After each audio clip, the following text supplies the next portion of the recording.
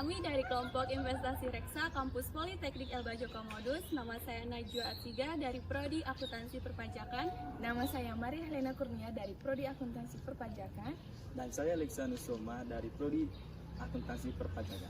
Di video kali ini kami akan membahas tentang riset investasi saham dari PT Samudra Indonesia. Untuk tahu lebih lanjut, simak videonya. Baik, yang pertama saya akan menjelaskan tentang ringkasan bisnis perusahaan. Samudra Indonesia Tbk adalah perusahaan yang bergerak dalam jasa pelayaran dan logistik terpadu.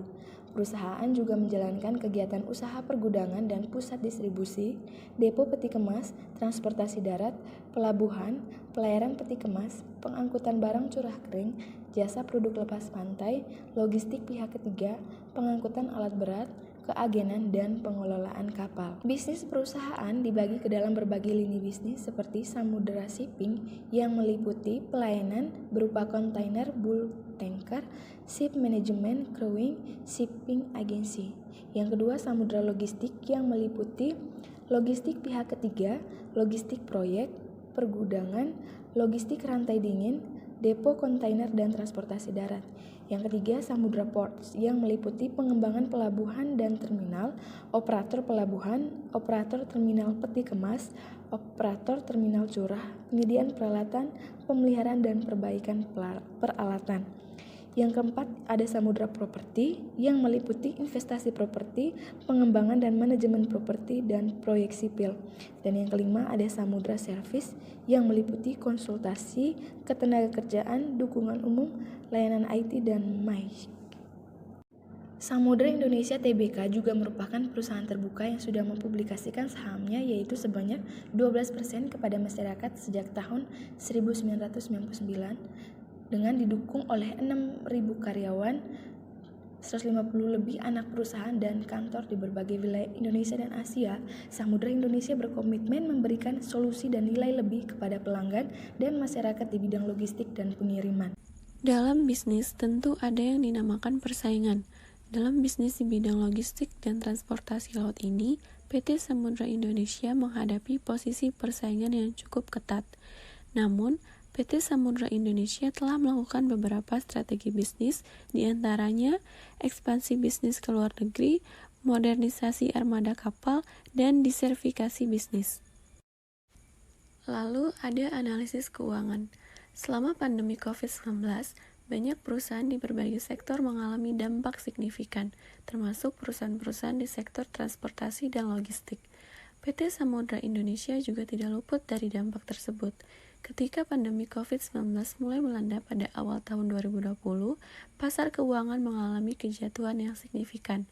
Saham PT Samudra Indonesia juga mengalami penurunan tajam seperti kebanyakan saham lainnya.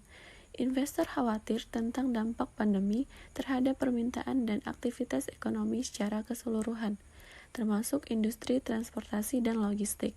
Setelah fase awal ketidakpastian, pasar mulai menunjukkan tanda-tanda pemulihan. Beberapa stimulus pemerintah dan langkah-langkah restrukturisasi di sektor transportasi dan logistik membantu memperbaiki sentimen pasar. Saham PT Samudra Indonesia juga mengalami kenaikan perlahan seiring dengan pemulihan pasar yang lebih luas.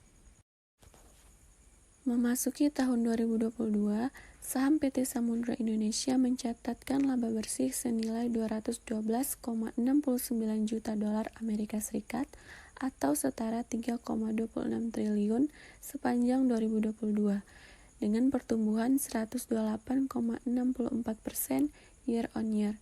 SMDR mencatatkan pendapatan jasa sebesar 1,15 miliar dolar Amerika Serikat atau setara dengan 17,97 triliun pada akhir 2022 atau tumbuh 71,04% year on year dibandingkan sebesar 672,91 juta dolar Amerika Serikat atau setara dengan 10,49 triliun pada 2021.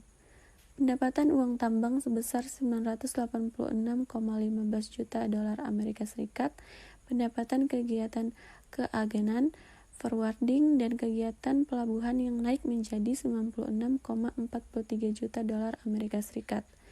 Pendapatan jasa perseroan yang didapat dari jasa penanganan peralatan peti kemas dan muatan senilai 51,54 juta dolar Amerika Serikat. Pendapatan sewa kapal berbasis waktu sebanyak 18,43 juta dolar Amerika Serikat, serta pendapatan lain-lain mencapai 16,39 juta dolar Amerika Serikat. Kenaikan beban usaha 56,67% year on year sebelumnya sebesar 48,30 juta dolar Amerika Serikat pada 2021 menjadi 75,68 juta dolar Amerika Serikat pada tahun 2022. Kemudian beban umum dan administrasi perseroan tercatat sebesar 817,53 miliar. PT Samudra Indonesia juga mencatat liabilitas yang meningkat dari 447,39 juta dolar Amerika Serikat menjadi 506,93 juta dolar Amerika Serikat. Sedangkan ekuitas meningkat dari 381,79 juta dolar Amerika Serikat pada tahun 2021 menjadi 646,48 juta dolar Amerika Serikat pada akhir 2022.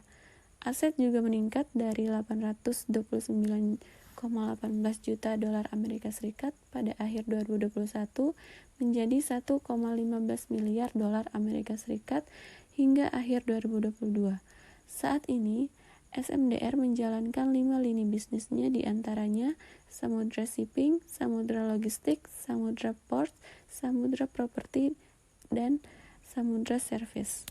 PT Samudra memiliki direksi atau komisaris dan dewan direksi yang telah berkompeten di bidangnya dan untuk mengambil keputusan yang efektif terhadap sebuah perusahaan.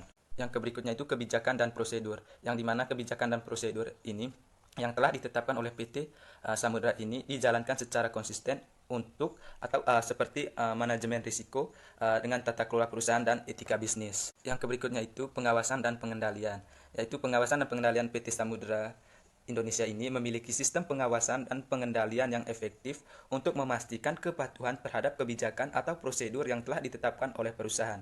Dan pengawasan ini dilakukan oleh tim internal audit dan komite audit independen.